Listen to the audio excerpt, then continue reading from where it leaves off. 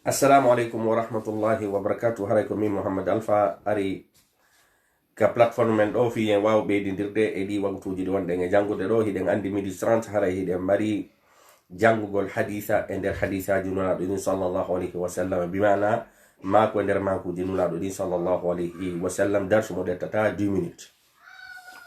haray hande ko hadith hombo mi faala e jangu ko hadith wonɗo ka Riyadus Salihin. mi janga mo nde wotere innen wonde ma firtenmo.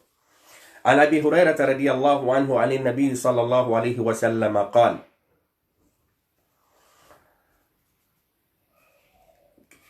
كانت امرأتان معهما ابناهما، جاء الذئب فذهب بابن إحداهما فقالت لصاحبتهما: إنما ذهب بابنك، وقالت الأخرى: إنما ذهب بابنك، فتحاكما إلى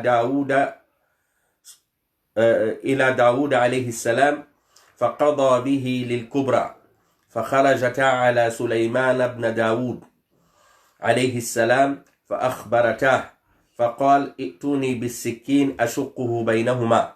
فقالت الصغرى: لا تفعل رحمك الله، هو ابنها، فقضى به للصغرى. متفق عليه. musidɓe julɓe, o hadis ɗo kañum kadi o mako nulaɗo ɗo kon ɗum faala en yetade o hunde himmude tentini non ko yowdiri fi o communauté men. nulaɗo sallallahu alayhi wa sallama sifani en ɗo qissa sonnaɓe ɗiɗo. ɓen sonnaɓe ɗiɗo tawiɓe fof ko ɓeyɓe, mo kala e maɓɓe no jogii boobo. ɓe yehi ɓe wallini mo kala e maɓɓe wallini boobo on yehi, mo kala e maɓɓe acci boobo on nokku goo, ɓe acci boobo ɓen ɗiɗo nokku gootu.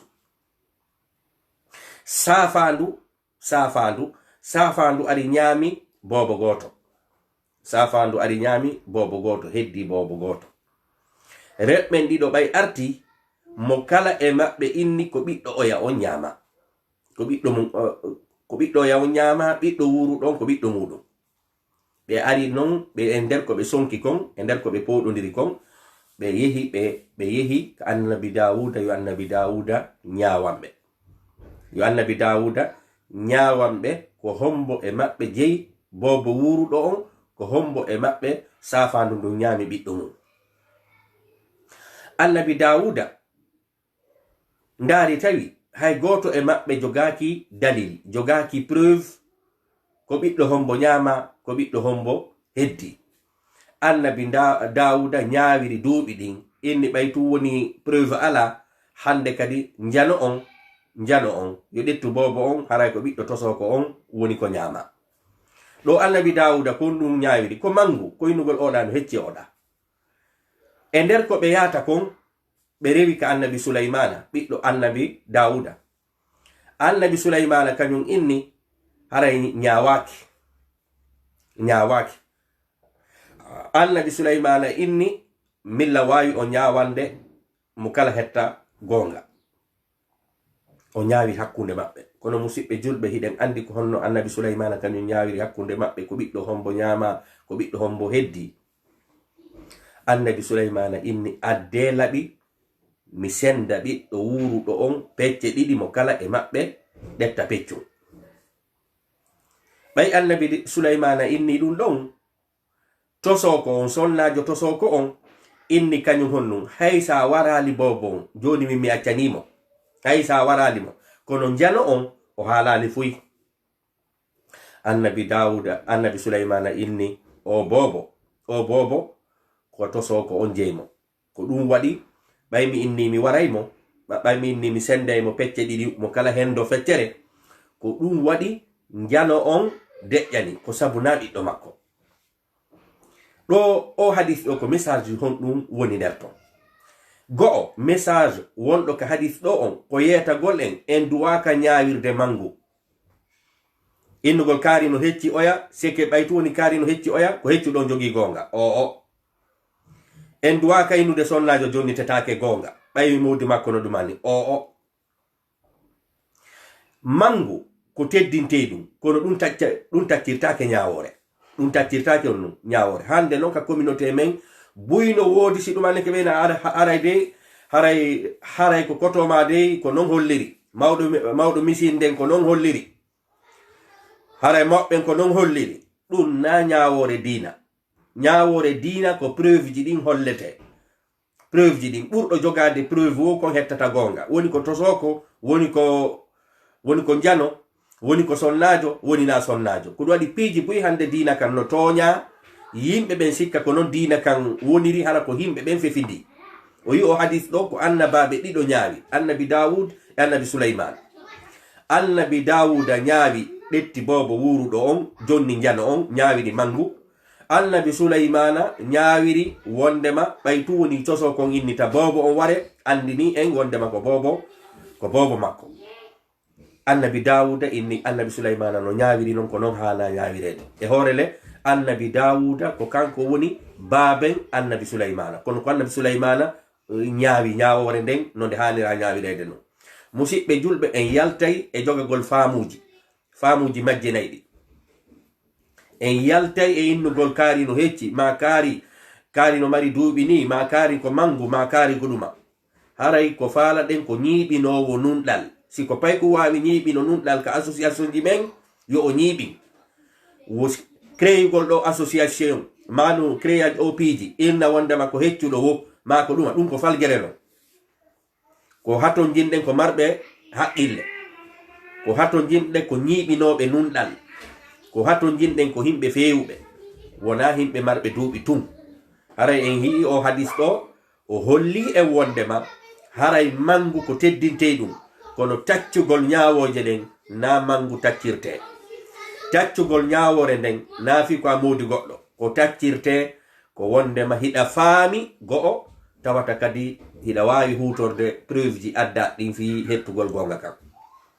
do kadi holli e message din mo wondema haray koko wi'ete nyaawugol sa faama adduaka yollade nder ton hande non couple gidin do ni nangodiray wobbe yaha nyaawugol ton tawata honnu be anda ko wi'ete nyaawore be anda ko wi'ete sariyaji nyaawore be yaabe ukko ka couple ji himbe ben be inna be mo'intina woni be yaabe lanca fop ko duwadi Allah inni si sonnajo e modi mum habi tawi be etike ha yo be mo'intin tawi be ronku yo be immin goto ka gorko on ka siddo gorko on goto ka siddo rewbe ben kono Allah subhanahu wa ta'ala onnu sifani en on immintedo qualité makko on Allah inni fab'athu hakaman jantode moƴƴade ko alquran on wi kon wo imminen gorko on ka kote gorko on e ka kote debbo fiyo be arbe moƴƴintina mo kala e mabbe ko immin goto hide ngandi non enen ka kupulji wobbe imminay sappo wobbe imminay musidangal fop dum no fo hana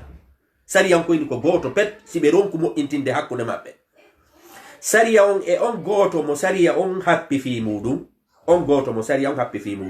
sariya on kadi yeti en qualité makko ko honno on neddo don o duwa wonirde Allah inni fab'athu hakaman janto dende hakaman min ahlihi wa hakaman min ahliha mo kabe ko yo goddo aru tawata mo sifuri ko wi'etenu nyenyan mo jogi ko wi'etenu la sagesse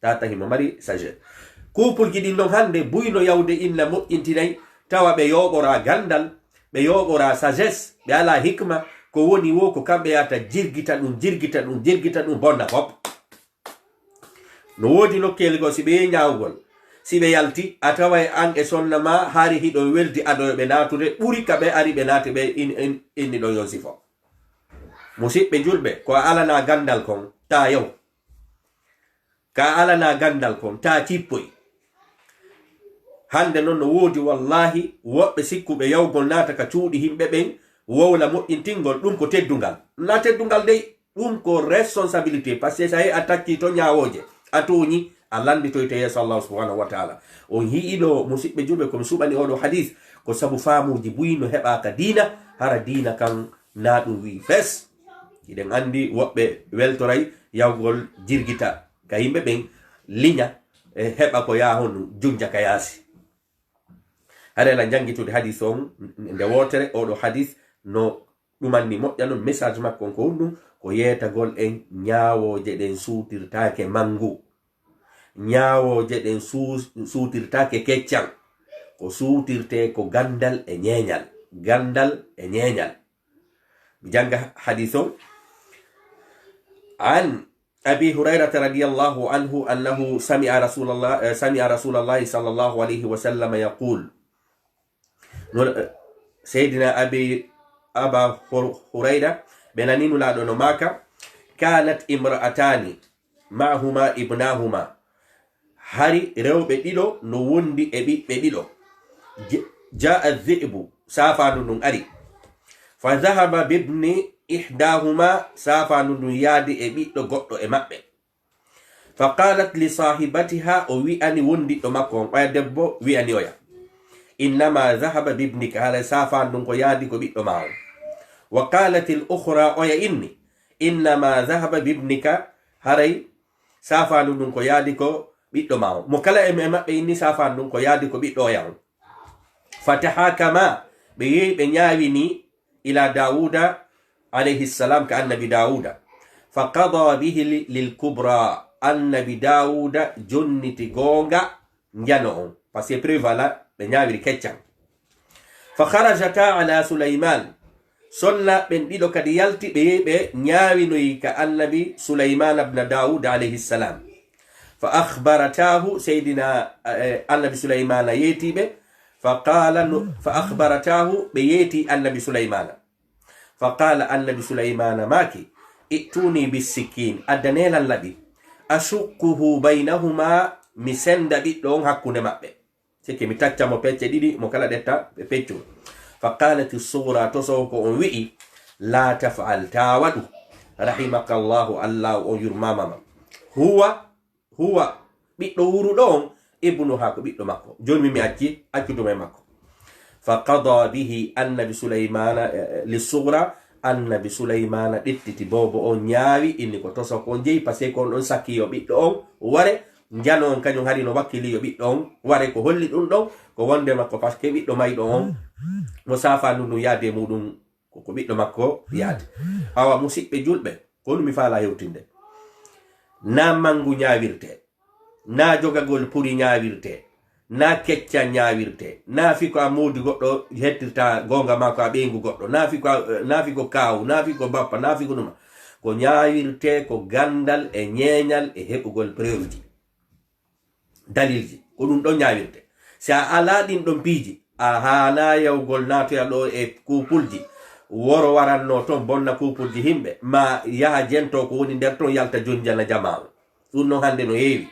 A holoto ɗo goɗɗo inna yo on yawñawo e hakkunde moɗon, tawa an joma dewgal ngal hiɗa faami ɓuri on wonɗo e arde ñawgol. Sariyaw hina ɗum wi, sariyaw kadi koyni ko hakaman min ahlihi wa hakaman min ahliha, ko goto yata fi moƴƴintingol ngol, goto mo kala goto ɓe wona ɓe ɗiɗo. si ɓe yehi kadi ko taw ɓen ɗiɗo ɗon ko marɓe qualité, ko marɓe faamu e yangi e expérience. haray musidɓe julɓe ko ɗum waɗi piijugo no woodi ko yen wakkilo si etoɗen no moƴƴira ka nder suudu. si tawi woni ben nodden kadi ñeeñuɓe faamuɓe jogitotoɓe karaje mum nden, sina ɗum a yahay woni ɓurta bonnude. haray ko ɗum ɗon hadis on woni e yeytaten na keccan na mangu ñaawirte, ko ñaawirte ko gandal e hikma. haray ko ɗon woni hattude. Wassalamu aleykum wa rahmatullahi wa barakatuh.